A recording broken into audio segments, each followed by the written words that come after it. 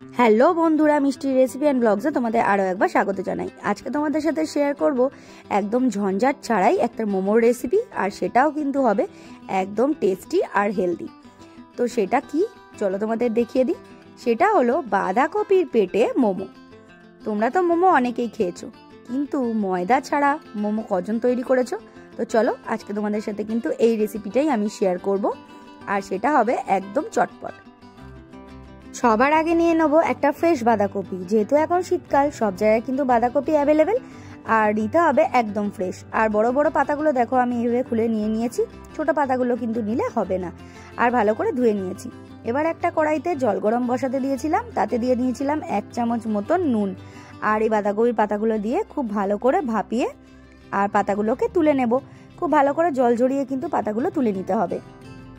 খুব বেশি ভাপানোর প্রয়োজন নেই, একটু ভাপিয়ে নিলেই হবে। দেখবে যেন একদম খুব বেশি সেদ্ধও না হয়ে যায়।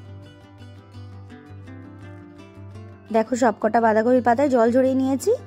এবার নিয়ে নেব বোনলেস চিকেন। আমি এখানে 5 থেকে 6 পিস ছোট ছোট বোনলেস চিকেন নিয়েছি, আর সেটা খুব ভালো করে চপ করে নিয়েছি। তোমরা কিন্তু গ্রাইন্ডও করে নিতে পারো। এবার এর মধ্যে দিয়ে দেবো দুটো বড় দেখে পেঁয়াজ, খুব ভালো করে আমি কুচি করে নিয়েছি। পেঁয়াজ দুটো দিয়ে দিলাম।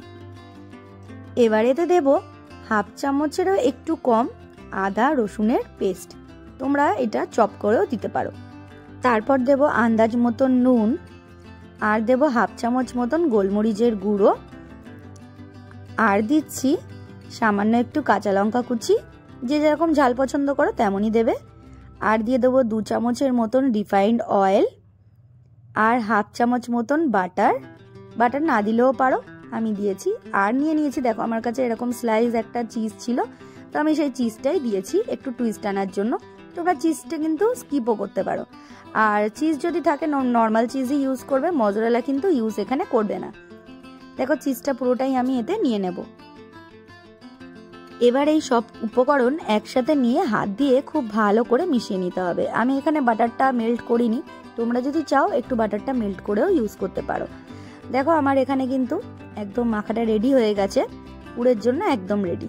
তো চলো এবার এই বাঁধাকপি যে ভাপিয়ে রেখেছিলাম পাতাগুলো, সেগুলো একটা একটা করে এইভাবে নেব।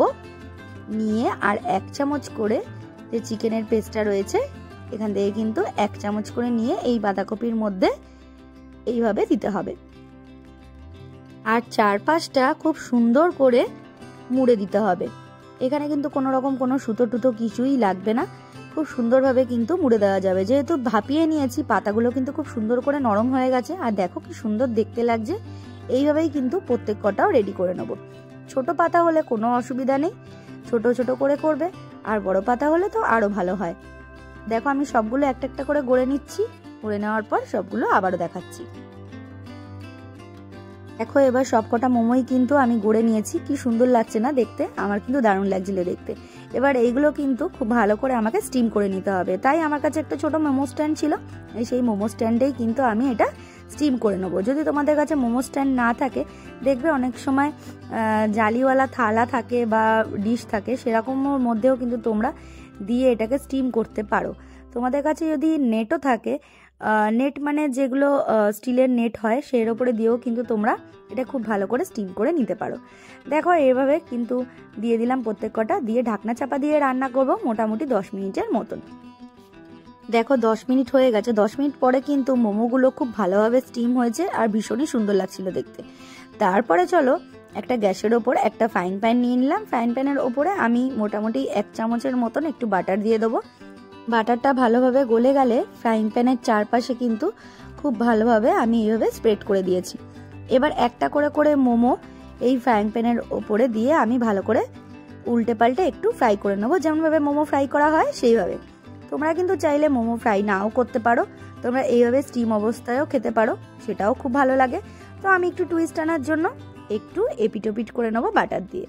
আর তোমরা যদি চাও তো বাটার না দিয়ে এই সিম্পল রিফাইন্ড অয়েল দিয়েও কিন্তু একটু এপিটোপিট করে নিতে পারো, সেটাও কিন্তু খুবই ভালো লাগে। বিকালবেলা জলখাবারে মোমো খেতে ইচ্ছা করছে, কিন্তু ময়দা মাখতে একদমই ইচ্ছা করছে না। তো আমার মনে হয় এই রেসিপিটা তোমরা একবার ট্রাই করে দেখো, তোমাদের নিশ্চয়ই ভালো লাগবে। একদম ঝঞ্ঝাট ছাড়াই ঝটপট তৈরি হয়ে যাবে মোমো।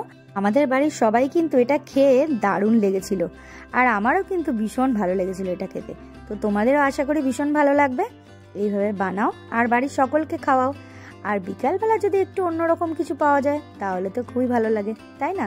দেখো খুব সুন্দর করে মোমোগুলো নিয়ে নিয়েছি আর সার্ভ করেছি আমি এখানে মেয়োনিজ আর টমেটো সস দিয়ে। আমার এই ভিডিওটা যদি ভালো লাগে তো প্লিজ একটা লাইক করে দিও, অবশ্যই কমেন্টে জানিও তোমাদের এই ভিডিওটা কেমন লাগলো।